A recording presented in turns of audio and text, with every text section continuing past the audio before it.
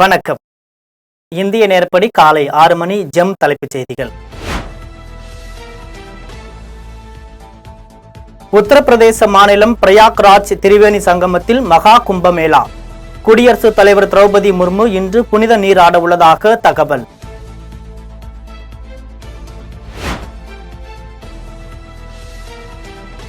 (2026) தேர்தலில் 200 தொகுதிகள் இலக்கை நோக்கி பயணத்தை ஈரோடு கிழக்கு தொடங்கி வைத்துள்ளது.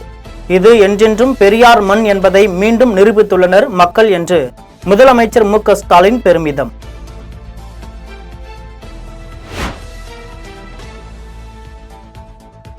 திருச்சி மாவட்டம் கம்பரசம்பேட்டையில் ரூபாய் 18.63 கோடியில் அமைக்கப்பட்ட பறவைகள் பூங்கா திறப்பு. பறவைகள் பூங்காவை திறந்து வைத்தார் துணை முதல்வர் உதயநிதி ஸ்டாலின்.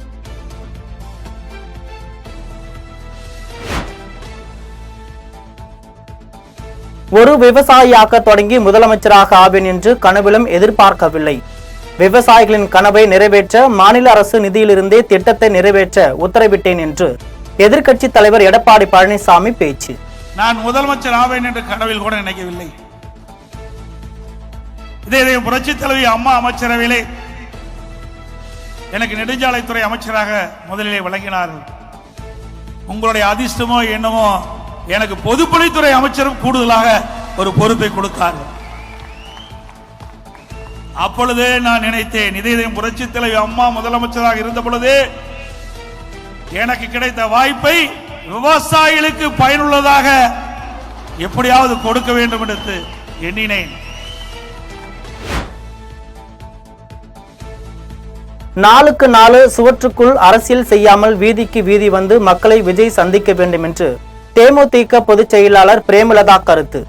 75 வருட கட்சியான திமுக கூட்டணி இல்லாமல் தனித்து நிற்க முடியுமா என்றும் கேள்வி. முதல்ல அவர் நாளுக்கு நாள் ரூம்ல உட்காந்து பேசுறதை விட்டுட்டு பொதுவெளிக்கு வரணும், மக்களை சந்திக்கணும், பத்திரிகையாளரை சந்திக்கணும், மக்கள் பிரச்சனையை கையில் எடுக்கணும். அப்பதான் அரசியல்ல நம்மளால நிலைச்சு நிற்க முடியும். இதை விஜய்கிட்டே நான் சொல்லியிருக்கேன். எனவே பொறுத்திருந்து பார்ப்போம் அவருடைய செயல்பாடு எப்படி இருக்கிறது. மார்ச் முதல் வாரத்தில் விஜய் தமிழகம் முழுவதும் சுற்றுப்பயணம் மேற்கொள்ள உள்ளதாக தகவல். விஜயின் சுற்றுப்பயணத்திற்கான முழு தரவுகளையும் ஆதவ் அர்ஜுனா தயார் செய்வதாக தகவல். நேரடியாக மக்களை சந்திக்க தாவேக தலைவர் விஜய் திட்டமிட்டிருப்பதாக தகவல்.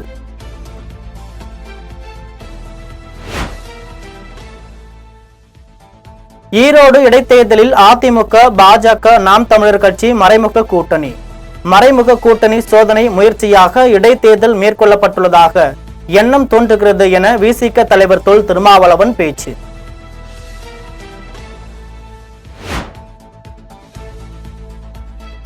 தமிழகத்திற்கான நிதியை மற்ற மாநிலங்களுக்கு திருப்பி அனுப்பியதாக பொய்யான செய்தியை கூற வெட்கமாக இல்லை என அண்ணாமலை ஆவேசம்.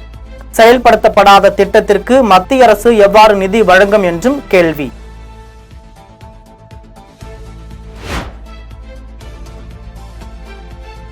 வேலூரில் ஓடும் ரயிலில் இருந்து தள்ளிவிடப்பட்ட கர்ப்பிணி பெண்ணுக்கு ரூபாய் 3 லட்சம் நிவாரணம். பாதிக்கப்பட்ட பெண்ணின் மருத்துவ சிகிச்சை செலவு முழுவதும் தமிழக அரசே ஏற்கும் என்று முதல்வர் ஸ்டாலின் அறிவிப்பு.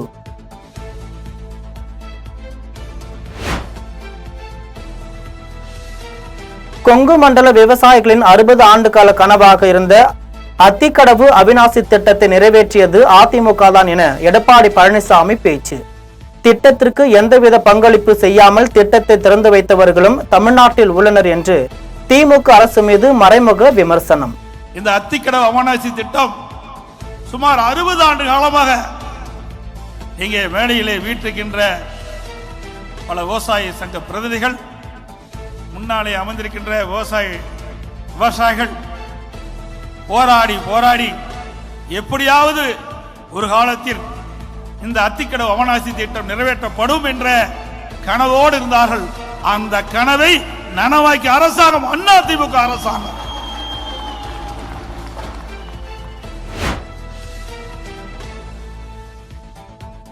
அமைதி பூங்காவாக இருக்கும் தமிழகத்தை சில மதவாத அமைப்புகள் பிளவுகளை ஏற்படுத்த நினைக்கின்றன.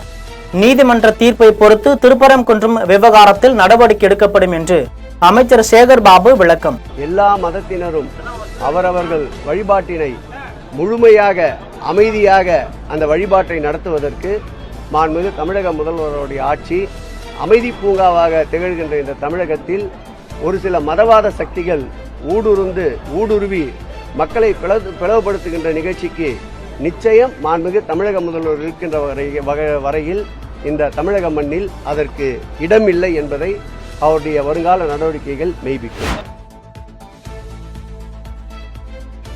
ஈரோடு கிழக்கு இடைத்தேர்தல் வெற்றி மக்களுக்கான வெற்றி. 2026 தேர்தலின் முன்னோட்டமாக ஈரோடு கிழக்கு தேர்தல் வெற்றி அமைந்துள்ளது என அமைச்சர் அன்பில் மகேஷ் பேச்சு.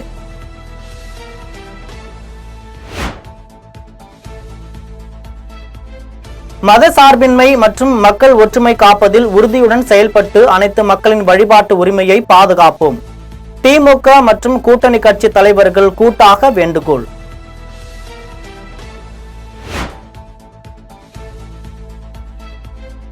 மது புகை முதலில் யார் கொடுத்தாலும் மாணவர்கள் நோ சொல்ல பழகுங்கள். பசுமை தாயகம் அமைப்பின் தலைவர் சௌமியா அன்புமணி அறிவுரை.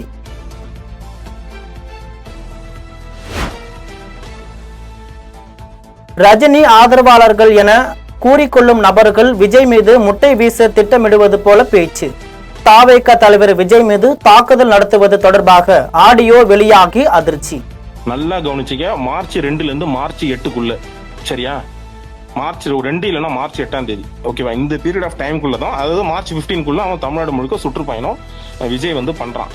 என்ன இன்னைக்கு ஒரு மளிகை கடையில ஒரு முட்டையோட விலை 6 ரூபான்னு நினைக்கிறேன். 6 ரூபாயா 6 ரூபா 50 காசு நினைக்கிறேன். நீ ஒன்னும் பண்ணாத. என்ன மொத்தமா கூட்டு முனைச்சா எல்லாரும் சேர்ந்து ஒரு அக்கௌண்ட் ஒன்று ரெடி பண்ணி அதுல எல்லாத்தையும் பணத்தை போட்டு ஒரு பல லட்சம் ரூபாய்க்கு முட்டையா வாங்கிடும். என்ன குருளே? இது நம்மளால முடிஞ்ச ஒரு சின்னதா ஒரு சேவை. என்ன சென்னை அடுத்த சேலையூரில் தனியார் சட்டக்கல்லூரியில் 10க்கும் மேற்பட்ட மாணவிகளை காதல் வலைவீசி பணம் நகை பறித்த மாணவன் கைது. 3க்கும் மேற்பட்ட மாணவிகள் புகார் அளித்த நிலையில் முன்னாள் மாணவன் தமிழரசனை சிட்லப்பாக்கம் மகளிர் போலீசார் கைது செய்தனர்.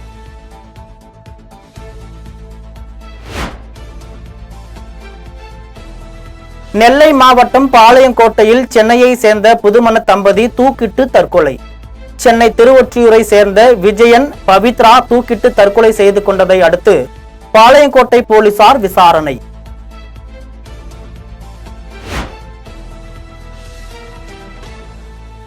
குமரி மார்த்தாண்டம் பேருந்து நிலையத்தில் பெண்ணுக்கு பாலியல் தொந்தரவு கொடுத்த முதியவர்.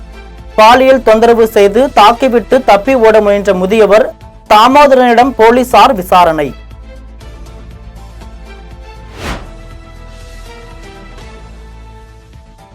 திருவண்ணாமலை கண்ணமங்கலம் அருகே வீட்டிற்குள் கார் புகுந்து விபத்து. காரில் பயணம் செய்த களம்பூர் பகுதியை சேர்ந்த கணவன் குணசேகரன், அவரின் மனைவி காயத்ரி படுகாயம்.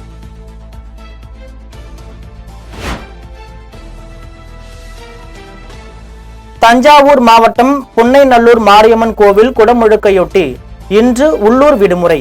தஞ்சாவூர் வட்டத்தில் உள்ள அரசு அலுவலகங்கள், பள்ளி, கல்லூரிகளுக்கு இன்று விடுமுறை அறிவிப்பு.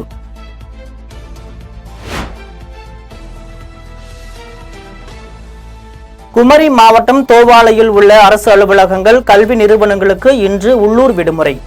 தோவாளை பூதலிங்க சுவாமி சிவகாமி அம்பாள் கோவில் திருவிழாவையொட்டி இன்று உள்ளூர் விடுமுறை.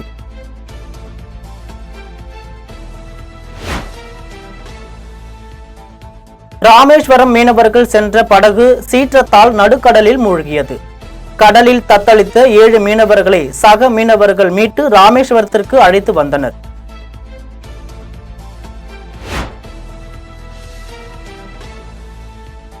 கச்சத்தீவு அருகே 2 நாட்டு படகுகளில் மீன்பிடித்துக் கொண்டிருந்த தமிழக மீனவர்கள் எல்லை தாண்டியதாக 14 பேரை கைது செய்த இலங்கை கடற்படையினர்.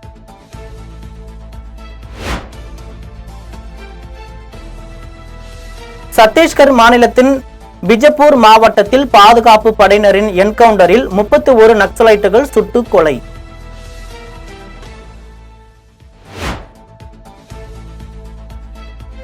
இஸ்ரேல் ராணுவம் வெளியேறிய பிறகு காசா நகரத்தின் ட்ரோன் கேமரா காட்சிகள் வெளியீடு.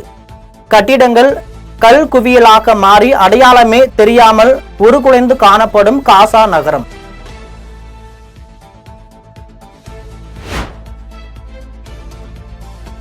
இரண்டாவது ஒருநாள் கிரிக்கெட் போட்டியில் இந்திய அணிக்கு 305 ரன்களை இலக்காக நிர்ணயித்தது இங்கிலாந்து அணி. அதிரடியாக விளையாடிய இந்திய அணி 4 விக்கெட் வித்தியாசத்தில் அபார வெற்றி.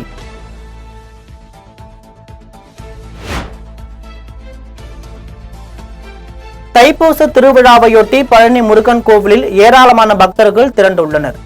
பால் காவடி, பன்னீர் காவடி என பல வகை காவடிகளுடன் முருக பக்தர்கள் வருகை.